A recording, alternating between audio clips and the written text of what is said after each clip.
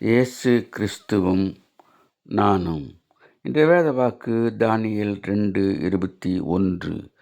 அவர் காலங்களையும் சமயங்களையும் மாற்றுகிறவர், ராஜாக்களை தள்ளி ராஜாக்களை ஏற்படுத்துகிறவர், ஞானிகளுக்கு ஞானத்தையும் அறிவாளிக்கு அறிவையும் கொடுக்கிறவர். நேபுகாத்நேச்சர் சொப்பனங்களை கண்டான். அதனாலே அவனுடைய ஆவி கலங்கி அவனுடைய நித்திரை கலைந்தது. அப்போது சாஸ்திரிகளையும் ஜோசியரையும் கூப்பிட்டு அதற்கு அர்த்தத்தை சொல்ல கேட்கின்றான். அவர்கள் அதை சொல்ல முடியாமல் போகின்றது.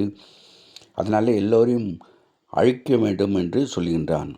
இதை அறிந்த தானியேல் சாத்ராக், மேஷாக், ஆபேத்நேகோவுடைய இரவு ஜெபம் செய்கின்றார். இரவிலே ஆண்டவர் அந்த சொப்பனத்தின் அர்த்தத்தையும் தரிசனத்தையும் அவருக்கு சொல்லுகின்றார்.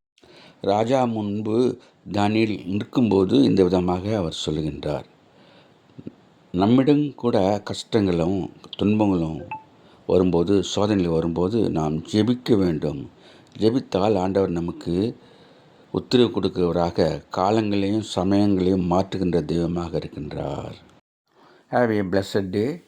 God bless you. Give your heart to God, your hand to man. Thanks for watching.